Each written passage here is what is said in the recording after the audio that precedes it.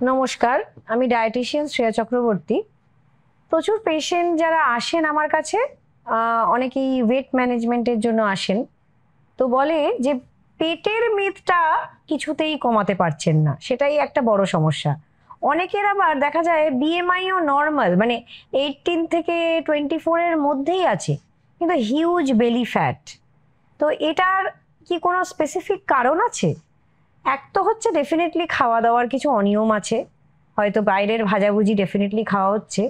আর প্রচুর প্রশ্ন করলে দেখা যায় তাদের হয়তো একটা ঘুমের সমস্যা আছে, হয়তো তারা নাইট শিফট করছে, বা হয়তো অনেক রাত অবধি জেগে থাকছে, কোনো ওটিটি প্ল্যাটফর্মে কিছু দেখছে, বা যে কোনো কারণেই হোক ঘুমের একটা সমস্যা আছে। আর নয়তো তাদের একটা কোনো স্ট্রেস আছে।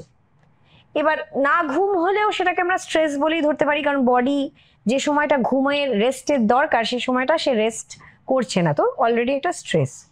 তো এটা কিন্তু একটা মেজর কারণ বেলি ফ্যাটের। স্ট্রেস ইনডিউসড কিন্তু এই ভিসারাল ফ্যাট দেখা যায়। এই স্ট্রেসের জন্য যেটা হয়, হিউজ কর্টিজল হরমোন রিলিজ হয় বডিতে, এটাকে স্ট্রেস হরমোনও বলা হয়ে থাকে। এই কর্টিজল হরমোন কিন্তু একটা মেজর কারণ এই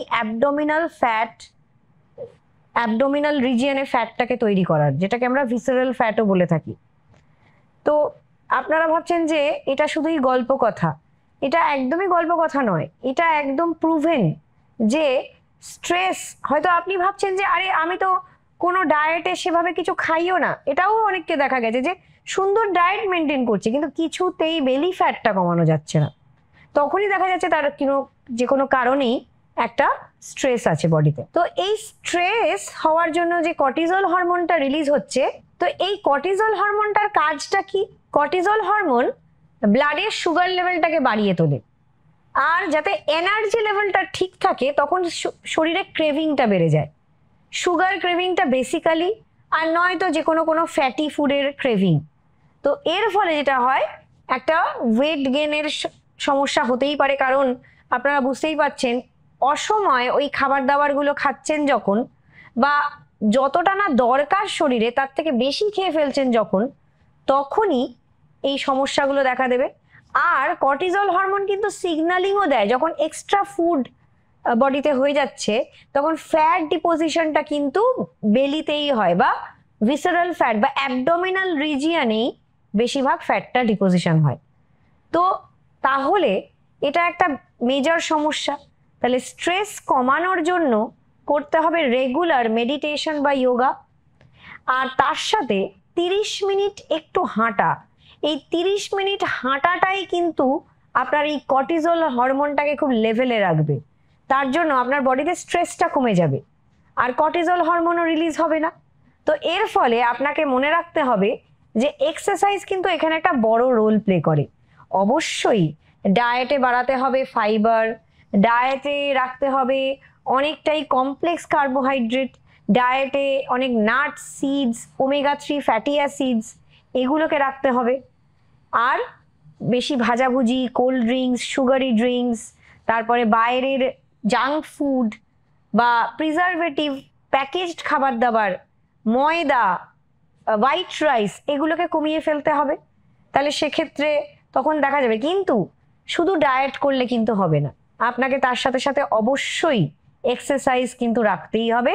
সেটাও যদি সময় না পান, অন্তত 30 মিনিট হাঁটা, এটা কিন্তু মাস্ট। এই 30 মিনিট হাঁটাটাই কিন্তু খুব মেজর একটা রোল প্লে করবে আপনার এই বেলি ফ্যাট রিমুভালে। এই ভিসারাল ফ্যাট মানে যখন জমে যায় তখন কিছু কিছু আমাদের শরীরে কিছু সমস্যা দেখা দিতে পারে, লাইক ফ্যাটি লিভারের সমস্যা হতে পারে, ব্লাড প্রেশারের সমস্যা হতে পারে, ইভেন ব্লাড সুগারেরও সমস্যা দেখা দিতে পারে। জেনেটিক্যালি যদি ইনক্লাইন্ড হন, মানে ফ্যামিলিতে আপনার বাবা মা, ঠাকুরদা বা কারুর আছে, তাহলে সেক্ষেত্রে তখন তো আপনি ইনক্লাইন্ড হয়ে যাচ্ছেন। অনেক ক্ষেত্রে দেখা যায় যে তার ফ্যামিলি হিস্ট্রিতে হয়তো সেভাবে ডায়াবেটিস ছিলই না বা ফ্যাটি লিভার ছিলই না, কিন্তু তার হয়ে গেছে।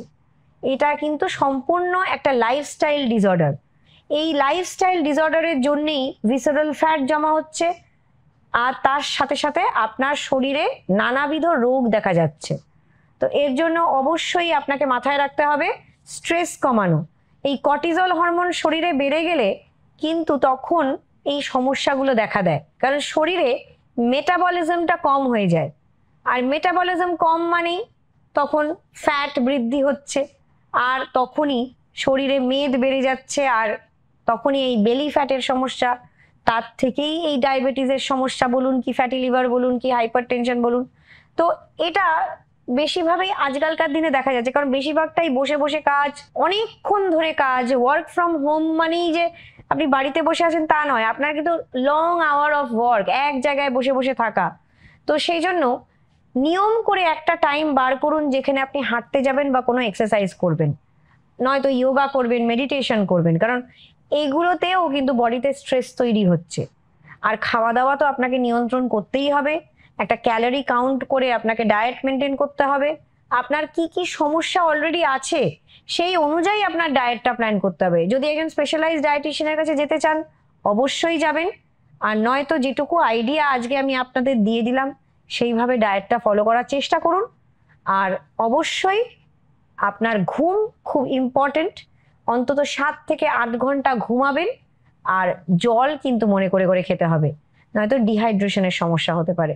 তো জল অন্তত 3 লিটার একজন নর্মাল পার্সনের, যার অন্য কোনো শারীরিক সমস্যা নেই, যাকে ডক্টর কোনো লিমিট করে দেয়নি জলের, তাহলে সেই অনুযায়ী আপনারা সেভাবে জল খাবেন।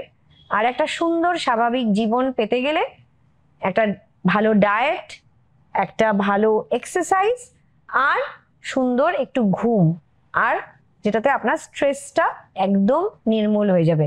ভালো থাকবেন, সুস্থ থাকবেন। নমস্কার।